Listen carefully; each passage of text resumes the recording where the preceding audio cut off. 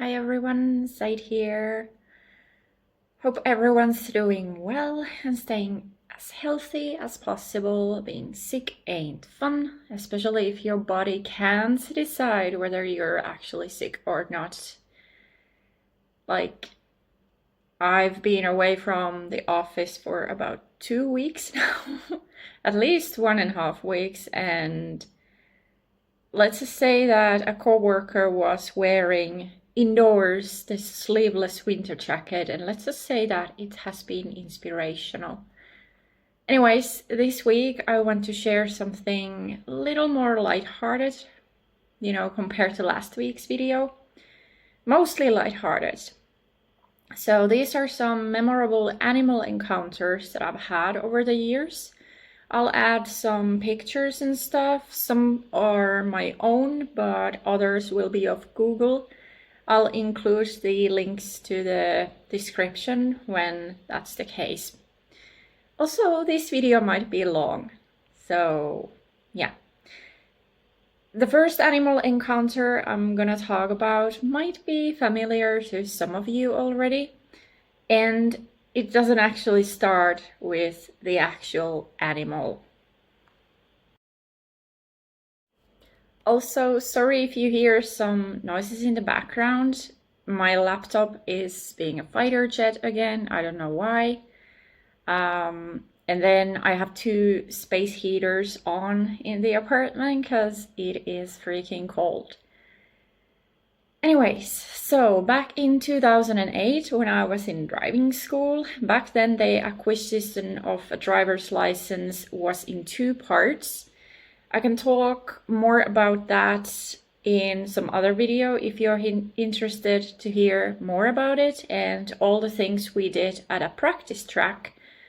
But anyway, so yeah, for both of these parts, I had to visit this place.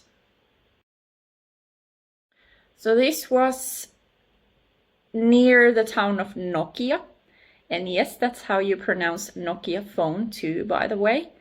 And speaking of Nokia is definitely a idea for another video that way.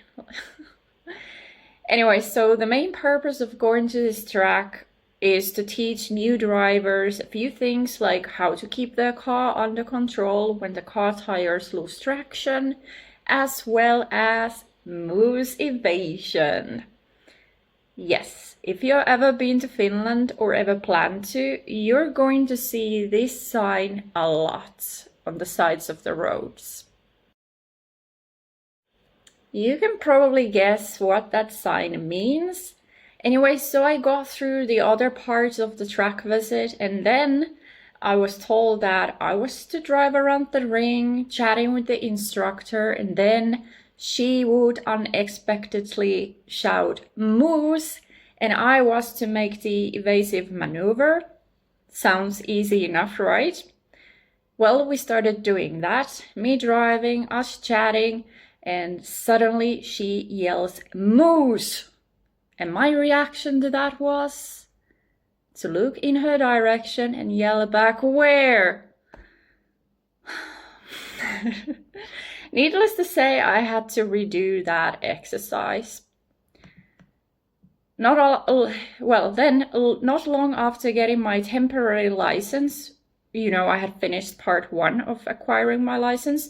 It was autumn, and in this part of the world, that means it gets dark early in the afternoon, and the later it gets, the darker it gets. And I had this Volvo 440 from, I think it was from 1998 or something like that. It had a back spoiler, as well as, if I remember right, rather shitty headlights. So I often drove with the front fog lights on. But anyways, that's just a little extra detail.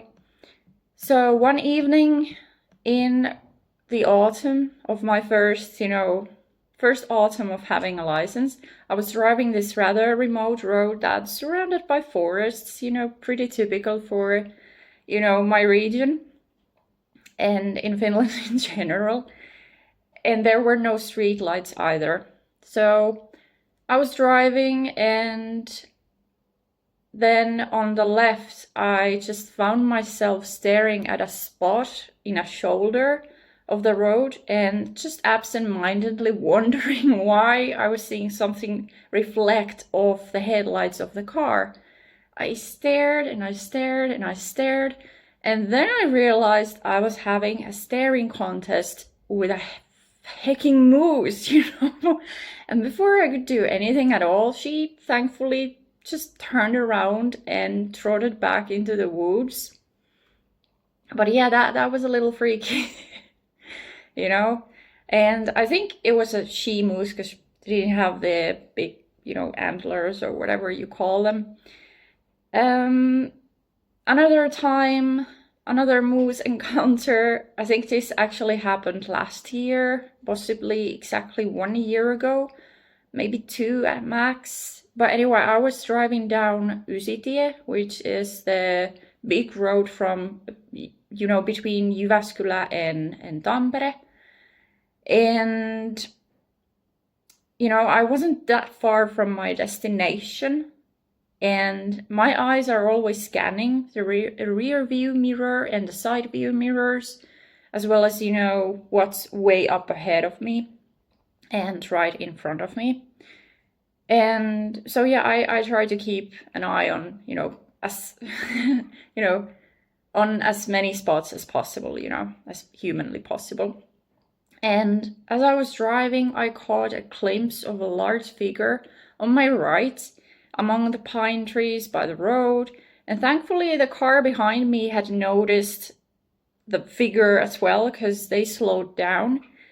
And then I saw in the rear view mirror a freaking large moose just trotting on the road. And Ysitie it's pretty busy, especially that part of the road. And well, I just kept driving at the time because, nothing happened. Nobody seemed to get into an accident. And I didn't want to be near a big animal. Like, one part of the track was actually that we were shown this stuffed moose. I know the proper term for that. But anyway, so it was put on this pedestal. And then, we stood next to it, just to give us an idea like how large those animals actually are. But yeah, that was my definitely a second seeing of a moose. And the third and the last memorable moose story I got is, I think this is from summer 2023, so last year. I think this was in midsummer. Yeah, because I was invited to my parents, but I didn't want to spend the night there. So around midnight, I started driving back home. And on the way, there's this one really long straight stretch of a road where you drive down a long slope, and then the road's even for a bit, and then there's a little uphill, okay? And you can go in the summer, you can go 100 kilometers per hour. I'll try to add the conversion there. But that's pretty fast, Anyways, I was on that slope going down, and up ahead, on the uphill a little ways ahead, I could see a moose crossing the road. And I was like, okay, great, it's just gonna go across before I get there.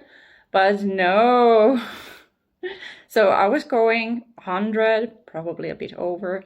And so I had gotten closer to the spot where the moose was crossing. It was still ways ahead, but definitely closer than when I first saw it. And the moose spotted me. And it slowed down. And I started slowing down too, because I was like, I don't want to, run into that thing. And I was hoping it would just continue going across and, disappear into the woods. But no, it started walking towards me, my car. And I had no idea what to do. I had never been in that situation before. And I've had a license, since 2008. And I tried honking the horn at it. But, I rarely do that. But I was honking the horn. But that did absolutely nothing. And it just started trotting faster towards me.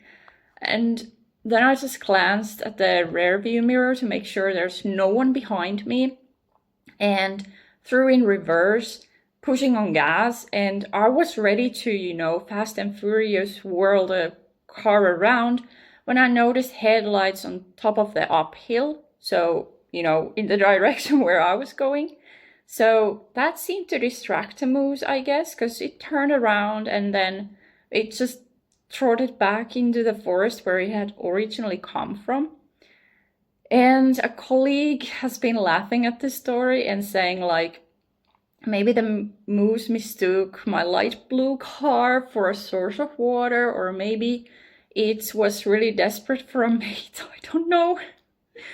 I don't know, but thankfully there was no one behind me, so I could reverse a little bit. But yeah, definitely a freaky experience. And even from a distance, it was huge, and that was a male moose, so, it had the big antlers, so yeah. So, especially in the summer, but also in the autumn, be careful when driving in Finland, because, moose are on the road, they're on the move. But anyways, that concludes the moose part of this video. And next up is actually a slightly more sad story that I haven't really talked about much in public, save on a Discord channel to my close friends.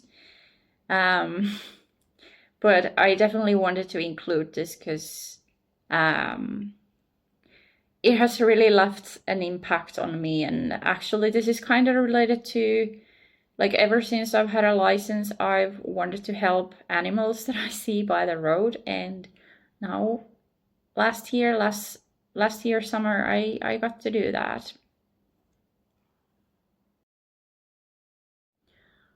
So, like I said, in summer 2023, one evening I decided to get McDonald's, and I was coming back home when, at the last main turn that I have to do to get home, I noticed that there was something slumped by the road, and it was very small and obviously injured. And initially I drove past, but then, there's a bus stop near that turn, and then there's an area where the buses can, make a circle. So I parked my car there, and remembering my brother who had been driving this car while I had lived in Ireland, he had left some safety gloves in the trunk, because he works at a shop where he handles like metal things, like he has to not weld things, but like cut metal parts. So he has these very sturdy safety gloves. So I grabbed those from the trunk and then went to check back on the injured little critter. And my intention was to just move it aside, off the road. Because, some drivers, when they see an injured animal by the road, they just aim at it. And, and then kids can be really cruel to animals sometimes, especially when they are helpless, poking with sticks and shit like that. And it was a hedgehog, and I've never seen a hedgehog, like that before, and I had never handled one before, so I had no idea what I was supposed to do. And I was worried it had internal injuries, so I was worried to move it at all, and I was also scared that it was just, I'm not even gonna get into that description, but yeah, I was worried to approach it, but I just knew I had to do something. So I approached it, and it didn't try to run away. So I thought that it might be, dead. But it actually flinched a little bit when I approached. So, okay, now I knew it was still alive. And then I got even more worried that it has internal injuries and I'm about to move it and hurt it even more. And then I just grabbed it with the gloved hand and held it in my palm, turned it around, tried to, have a look at it, but I have no idea about hedgehog anatomy, so I had no idea like what to look for. But One of the other hind legs looked a little injured, but otherwise I couldn't really see any outside injuries, and it actually tried to curl into a ball a little bit. I guess that's a defense mechanism for them. And so my original plan had to be like, place it in the bushes nearby. And I was like, no, I can't, leave it there, because some kid or animal, like a dog, there's lots of dogs being walked there, maybe it could find it. And so I just took the hedgehog and, as gently as possible, walked up to my car and kept speaking to it softly. I don't even remember what I said or like which language I was using. But I walked to my car, opened the back of my car, the trunk, and just, I had this hand towel there. So I placed the hedgehog there, and then I stared at it for a while, like, what the fuck am I supposed to do with you? So I called my mom, like I always do, and I don't know what to do. And she was like, I don't know either, like, just call the animal services or something, like look up from Google and, call them. And that's what I did, or tried to, because I couldn't find a number where I could call for, there's numbers for, dogs and cats and stuff like that, but nothing about hedgehogs. And I think they're like protected, So yeah, eventually I just called a vet station. Is that like an animal hospital? And asked them for advice. And eventually they told me I could take the hedgehog to one of their one of their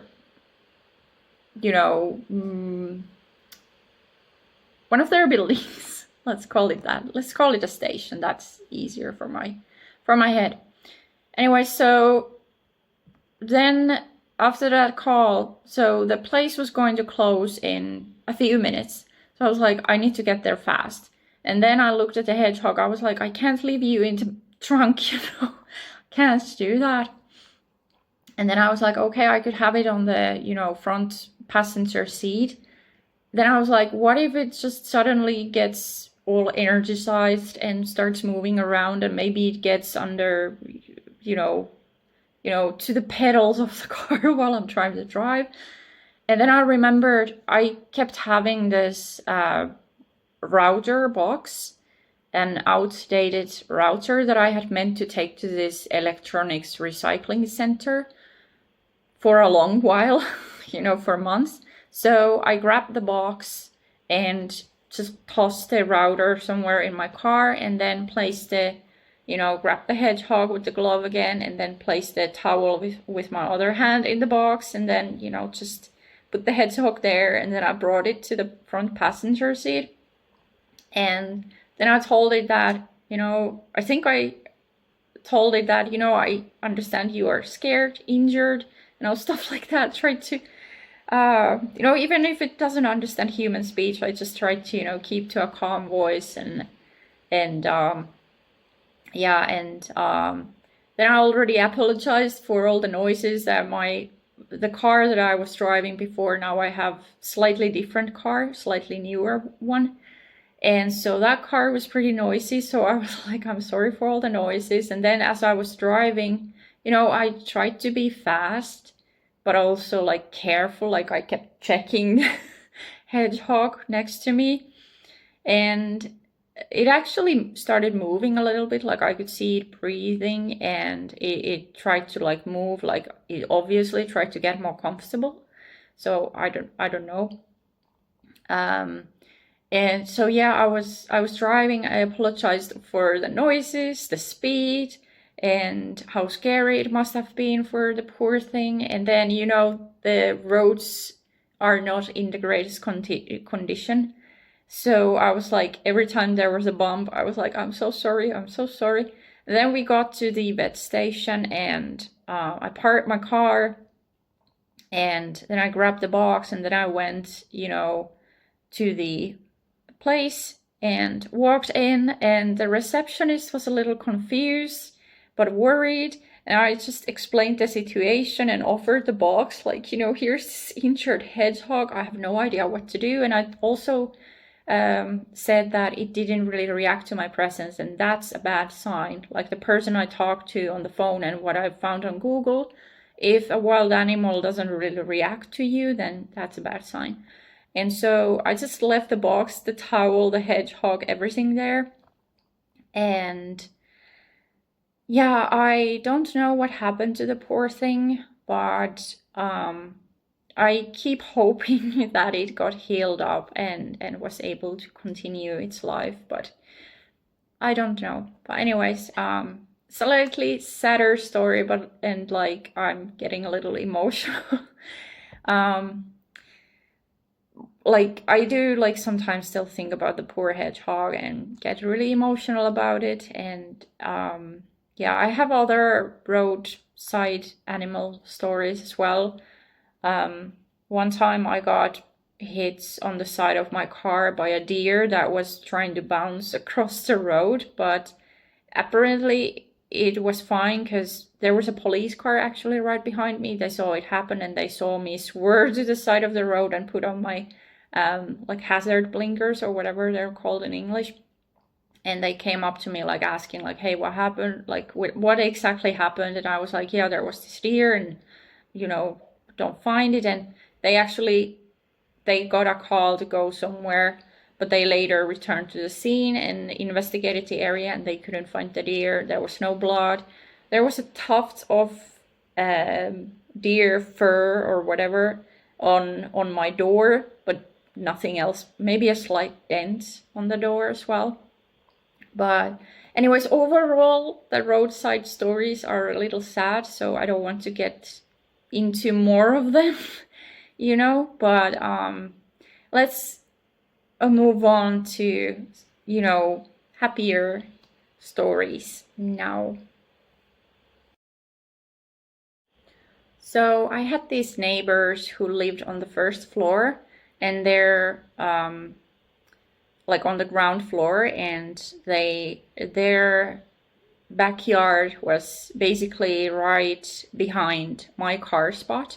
There's like a tree, and then there's a little path, and then there's their fence, you know. They have this bush fence there. And they had this old golden retriever, I think. And I think it was a she. And she would wander around the parking lot off the leash, you know, when the family was around, like they were always, you know, making sure that the dog was safe. And like I said, the dog was already a little older, so, you know, her movements were a little slower and stuff. And on their fence, there was this slight opening, so sometimes they had their back door open and for, you know, better ventilation and fresh air. And the dog would sometimes come out when I was either leaving or, you know, returning home, and her tail would always wag slowly, and she never barked at me or anything. And sometimes she would also approach me and obviously want pets, but, you know, I was a little shy to do that because I didn't have permission at first. And yeah, and the neighbors also used that little opening in their fence to, you know, instead of entering the building, they would just, you know, go through their own back door. But yeah, one time the dog was even laying down under the tree right behind my car as I was unpacking stuff. And sometimes she would be there while I was backing my car there. And I was like, oh my God, I'm so worried if she moves or something. But so one time I was coming back home from McDonald's. Yeah, I used to go there often. Why do you think I'm now trying to lose weight? Anyways, coming into the parking lot, I could see that the dog and the family, they were out. So I was careful when I was parking. And actually, I started reverse parking to my spot for a couple of reasons. One of them being that it's easier to leave the yard in the winter. You know, because my car is front wheel drive, so there's more traction. And then some birds in the tree have decided that if I park my car with the front towards the tree, then they're gonna poop on my car. So I've practiced reverse parking a lot over the past couple of years. Anyway, so back to the story. So I parked my car, shut off the engine, started grabbing my stuff, and tried to open the door. And guess who was there to greet me? I don't know how, but somehow I think even over all the fumes of, exhaust and stuff from the car, she had caught the sense that I was carrying something delicious with me. And so opening the door, and I was laughing. I had to make sure I didn't, hit the door, because the door of that car is actually pretty heavy, sometimes to open. Like, you have to be careful in certain places, like in parking lots where there's a car right next to you, or when a dog is trying to get your McDonald's from you. And yeah, she tried to get onto my lap too, like she was really excited, and I said no, and the owners were also like no. And well, I got out of the car, and then I just stood around there for a minute chatting with the owners, the neighbors. And meanwhile, the dog wandered off somewhere, and then when she came back, she was carrying this thick winter glove and just trotted up to me and looked at me, with, dogs, how dogs can look at you when they want something. And we were all just laughing, because very obviously this was an attempt as an exchange. You get this glove, I get the good smelling burger. And I was like, I'm sorry, but that doesn't seem like a good exchange to me. And, laughing, the owners just called the dog back, and yeah, I just headed inside. Sadly, they have moved elsewhere, so I haven't seen the dog in a while. But yeah, they were nice. They were nice neighbors. Like, I usually don't interact with my neighbors, but they actually shared the same surname as me, so that was also a funny little detail. But yeah, the dog was so cute. But yeah, I've had other funny dog encounters recently. Just the other week before I got sick, I was taking a walk, and there was this, I don't know what they're called. I'll show a picture or something. No, not a picture, but like the English word of this. English version of this word that I'm about to say. So, mäyräkoira. That's type of a dog. And this dog spotted me like 20 meters away and just started pulling on the leash and wagging the tail and licking at the air. And when we were passing by, he or she tried to come and say hi to me. And, I asked the owner, who was busy with his phone, that if it's okay, and just reached out my hand, and he was like, sure, yeah, whatever. And then the dog just, came up to me and lifted its paws, and it was, licking at my hands, and it was so cute. But yeah, I decided not to bother them for too long, and then just turned away and continued with my walk. But that was so that was so sweet. And actually, on Monday evening, I went for a drive, my car needs, into winter, you need to keep driving it so the battery doesn't, drain out. But yeah, so I went for a drive, and I saw this dog and the owner were about to cross the road, and the dog looked a lot like one of my brothers. I don't know their breed, but it's some sort of a collie, I guess. Anyway, the dog was staring at me, and then suddenly stopped in the middle of the intersection there and just started barking at me. And I just found that funny, because the dog looked so much like my brother's dog, and I don't know, it was so funny. Anyways, let's next talk about some birds. I already mentioned the birds a little bit, but I'm not gonna talk more about that in detail, those incidents, but yeah, bird stories next. So earlier this year, I think it was in the spring or very early summer. I was coming home from the supermarket, this time the supermarket, not McDonald's, and it was slightly raining. I was looking at the ground before the entrance to the building, and it took me a while to realize what I was staring at and what was staring back at me. It was a little bird. I think it's a finch. Is that the word for it? No, probably not.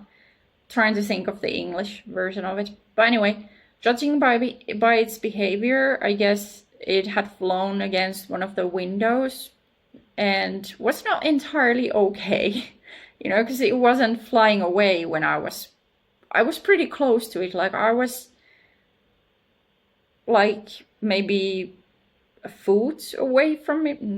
No, that's, well, anyways, I was pretty close to it and it wasn't flying away. So I figured it's not okay. So I had no idea what to do, you know, but I did not want to leave it there because, you know, some of the neighbors, they have dogs and they have kids, and it was also raining. So I just studied the bird for a while.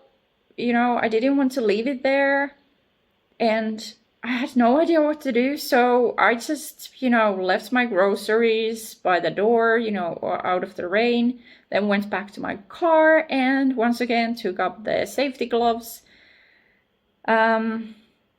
And yeah.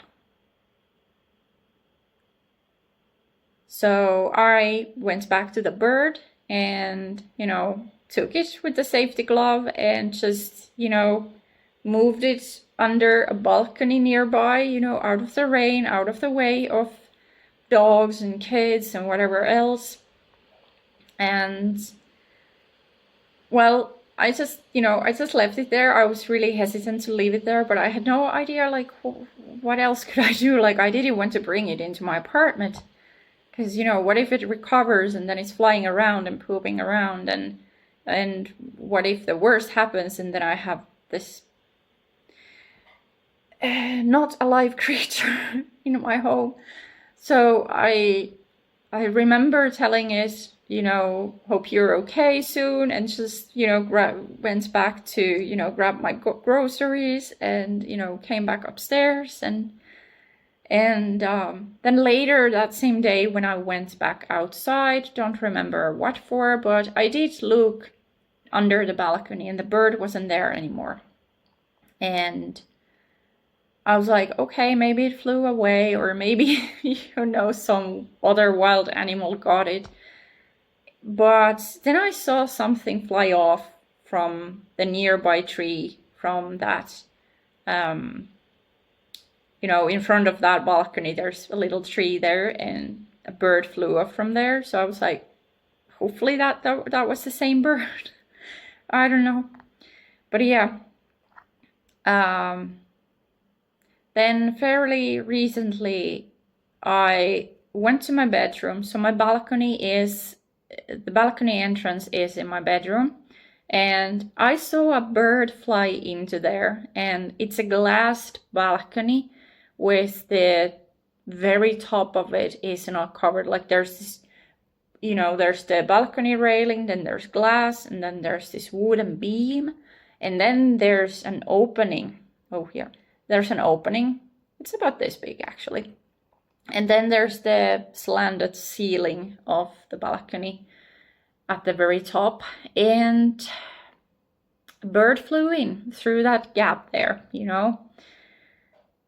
And the bird, of course, got frantic when it realized that it couldn't get back out. I mean, it's the same, like I've had wasps in there as well, and they always come in from that gap at the top, and they never figure out to fly higher to get out the same way. And this bird was the same. It didn't realize, like, I mean, of course it was in panic, so yeah. Anyway, so I started opening the balcony door a little bit and tried to squeeze myself through because I didn't want the bird to fly into my apartment. And the bird was just chirping, you know, making these distressed noises. And I just tried to speak to it softly and be like, you know, it's okay, don't worry. And And then I just approached one of the glass panels that you can, open. And it flew, like I have these chairs on the balcony, and it flew behind one of them and just, stood on the floor and stared at me and was obviously watching, like, what am I doing? And I could see like its chest was just moving like really fast, so it was definitely in distress. But yeah, so I opened the glass panel of the balcony and it immediately realized that I was trying to help it, I guess, because it started flying, but it still couldn't really find the opening. And then, of course, it was scared to get close to me, and I was standing right next to the opening. So yeah, and I couldn't exactly retreat from that opening either, because, I had the chair right behind me. So I was like, just trying to gesture like, you can get out from there. And yeah, then it finally flew out, and it was just making these very loud noises while flapping away, And moments later after that, I heard really aggressive chirping under the balcony. Under the balcony is the tree that is, next to my car. Anyways, and I'm not sure, but it could have been the same bird that I had just visited my balcony. And it sounded like it was having this speech or something about the experience. I don't know, but it's definitely funny to think about it that way. And yeah, sometimes I see birds approaching my balcony, and they even like peek in, like curious, obviously, but thankfully they usually go away. And just the other day, I was sitting here on my desk and, in the living room, and, the living room window is pretty close to me here. And I saw a bird, like it just grabbed on the pane of the window and was, tilting the head and obviously very curious about me and just staring at me. And it felt like being on some TV for birds. But yeah, anyways, next story is actually from my childhood, and it's a little bit silly as well. So yeah, let's get into that next. Like I said, this is from my childhood. I was like maybe 3 or 4, I have no freaking clue. But it was back when my grandmother lived close to the eastern border, and me, my mom, and little brother, we were visiting her, and we went out for a walk, and there was this prison near where she lived, where grandmother lived. And the prison had this huge field or pasture or whatever you want to call it for cows.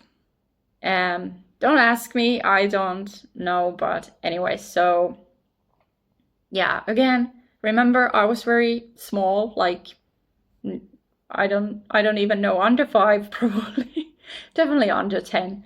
And so I saw these animals and I knew which sounds they make, so I started mimicking them. I started going, moo, and they just stared at me, and I just kept making that sound at them, and then more and more cows started gathering, and there were actually so many of them that Mom and Gran started to get worried, despite there being this electric fence between us and the herd.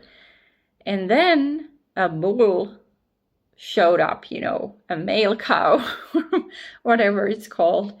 It showed up. And apparently he didn't like whatever passionate speech I was giving to the cows, because its behavior got Mom telling me to be quiet.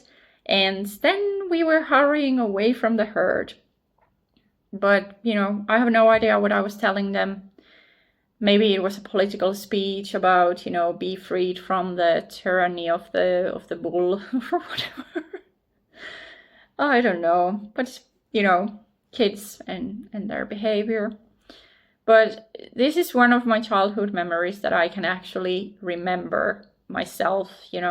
I I have a few theories of why I don't remember a whole lot of my childhood, and it's probably because I was always in these imaginary worlds quite often, and that's mom's theory as well. Anyways, speaking of mom, lastly, I have a story about a cat that has apparently decided that my parents are her new humans.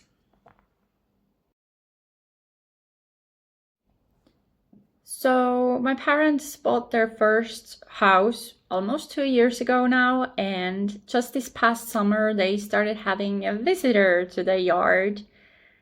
It was a cat, um, like, has sort of like longish hair, like not short, not long, something in the middle. But despite that, it was obviously very thin and obviously very scared of them at first, but curious and hungry. She eventually approached my parents as they kept offering her food.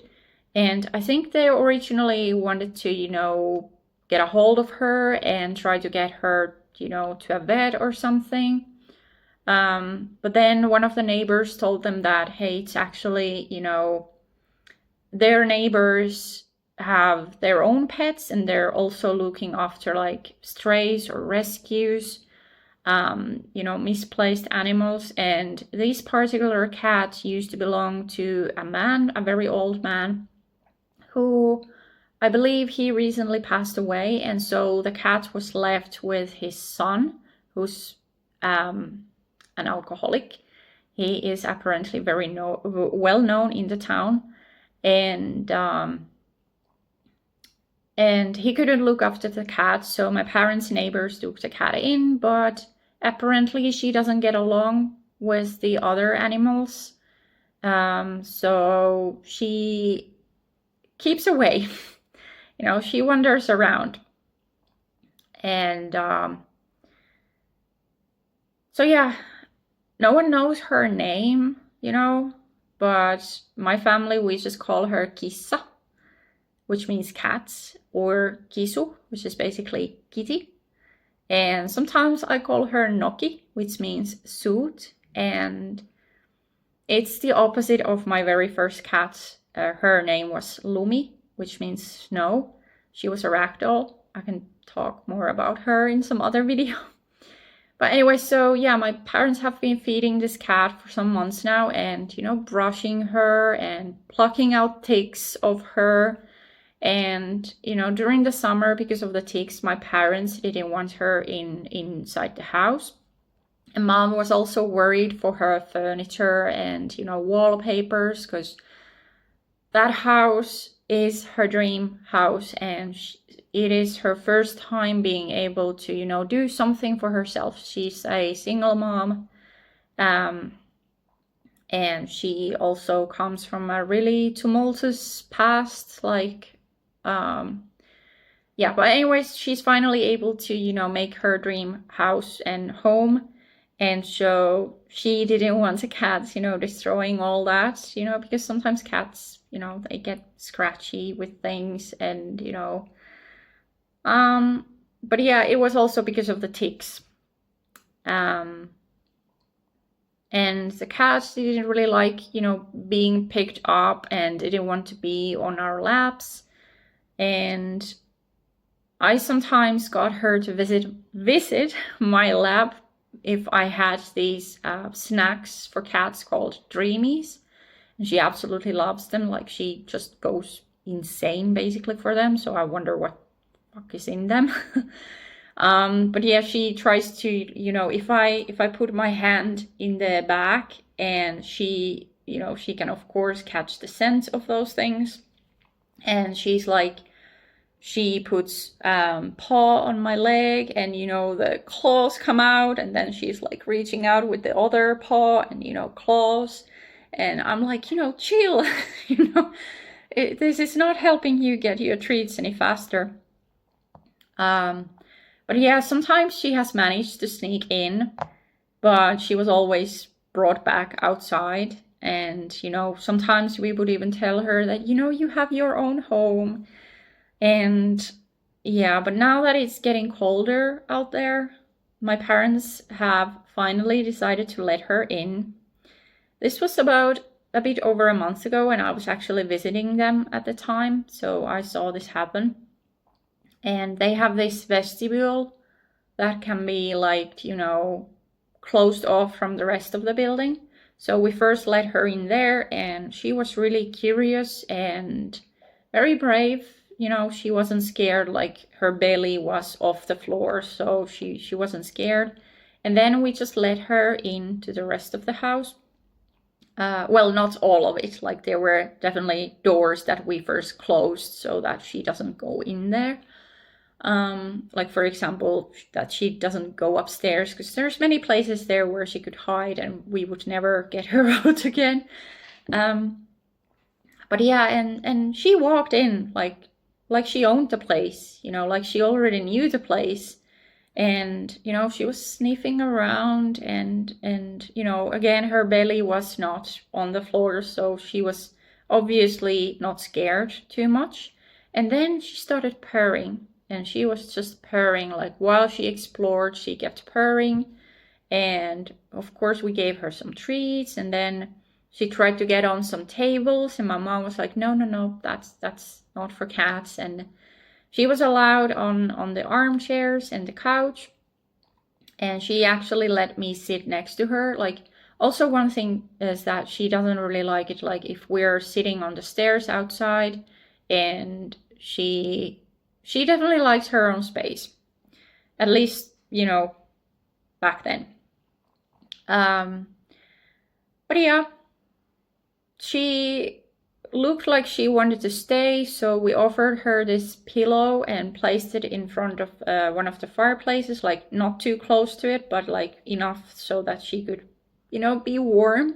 And she actually laid on it and, you know, turned herself into a loaf and just rested there, eyes closed and purring.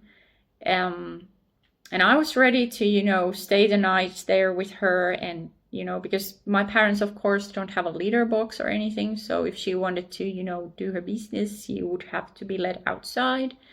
But she didn't want to stay that long. That's that first time. And well, another time that I was visiting, we were gathered on the porch to admire how the renovations there have progressed, and then the cat wanted to be let in as well, so we let her in. She actually hopped on the couch with us, and after we got some takes off of her, she eventually curled up there to rest and actually allowed me to lay on my side right next to her. And her cheek was against my knee and she was purring. And then, you know, I was starting to get tired. It was pretty late. And so I just, you know, rested my head down as well and, you know, changed my position a little bit. And she actually repositioned herself so that her back was against my chest. And it was, you know, considering how shy she was, like the first time I saw her, like I arrived with my noisy car, with my, you know, the car that I used to have before my current one. And she ran off, like she was like, what is this noise? And just ran off. And then she was a little hesitant about, you know, coming anywhere near me at first, but pretty quickly she got, you know, more comfortable. The treats definitely helped, I think. But anyways, yeah, that was a sweet moment. And anyways, since then, she's been coming in and sleeping on my parents' couch. She actually likes to go to sleep around 7 or 8 p.m. And one evening, my mom actually told me that she even got upset at my parents for being awake while she wanted to sleep. And she just, you know, walked up to them and like looked at them and went meow, like very demanding sound, and you know, tried to tell them that, you know, it's bedtime, let's go to sleep. And you know, mom has not been able to sleep much, but because, you know, she's been keeping an eye on the cat since they still don't have that litter box and stuff. at least not yet. And some nights she apparently has wanted to be, to have pets at 2 a.m. And mom was like, no, I need to sleep. I need to go to work in a few hours. But at least one night she has slept through the whole night inside the house while my mom slept none, and she has sent me a video where the cat is just, curled up on the couch and purring, eyes closed, and obviously enjoying. And then another night, mom was sitting on the armchair, and the cat actually jumped to her lap and started purring. And like I said earlier, she has never liked being on our laps before. Like, no matter what treats you have, she didn't want to be on your lap. But yeah, obviously she has chosen my parents as her new family, and she has grown to trust us, and I just love her. Yeah, she reminds me a little bit about my first cat, but yeah, she's lovely. I've wanted to bring her here, but I live in an apartment, so she probably wouldn't really like it here.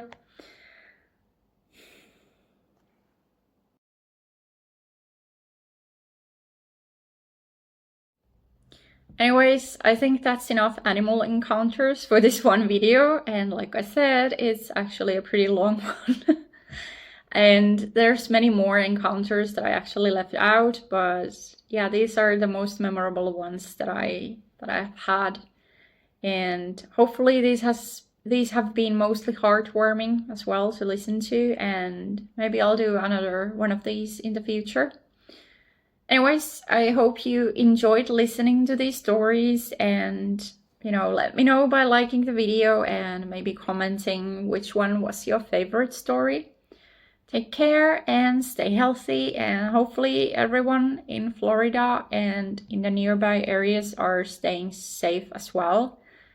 It's horrible, the storm there, but yeah, see you all next